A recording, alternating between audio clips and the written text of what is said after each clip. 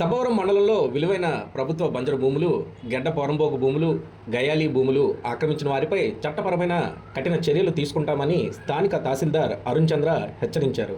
ఓవైపు SIR digitalisation పనుల్లో ఎంతో బిజీగా ఉన్నప్పటికీ ఆయన జయభారత్ ఛానల్ ప్రతినిధితో మాట్లాడుతూ ఆరిపాక సర్వే నంబర్ 113 గెడ్డ పొరంబోకు భూమిలో ఆక్రమణలపై ఫిర్యాదులు వస్తే వెంటనే వీఆర్ఓకు, ఆర్ఐకి ఆదేశాలు ఇచ్చి పనులు నిలిపివేశామని తెలిపారు.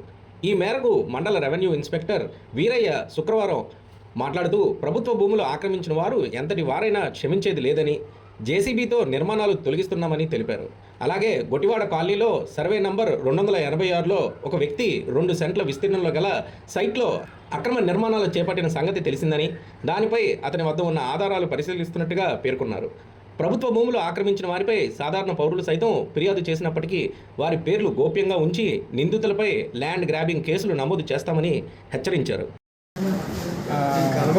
అనకాపల్లి జిల్లా సభవరం మండలం ఆరిపాక గ్రామంలో సర్వే నెంబర్ 113 సర్వే నెంబర్ వాగుపురంలోకి అండి. అందులో ఎవరు కాంపౌండ్ వాళ్ళు కట్టడానికి అని చెప్పి కన్స్ట్రక్షన్ స్టార్ట్ చేశాడు. అది మా నోటీస్కి వచ్చిందండి. మా తహసీల్దార్ గారి ఆదేశాల మేరకు మేము జేసీబీ తోటి అది రిమూవ్ చేయడం జరుగుతుందని తెలియజేస్తున్నాము. ఎవరు ఆక్రమణ పాల్పడింది? ఆక్రమణదారుడు ఎవరో మాకు పూర్తిగా ఆయన పేరు కానీ డీటెయిల్స్ రాలేదండి.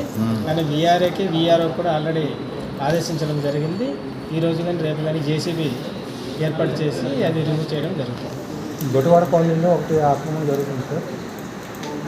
గొటివాడ కాలనీలో ఆక్రమణ జరుగుతుందని కంప్లైంట్ మా దగ్గర కూడా వచ్చిందండి. అది ఆల్రెడీ వెరిఫై చేయడం జరిగింది. ఒక 2 సెంట్లకి వాళ్ళకి ఎల్పిసి అది ఉందని చెప్పి ఆ ప్లాన్ అప్రూవల్ తోటి వాళ్ళు చూపించడం జరిగింది.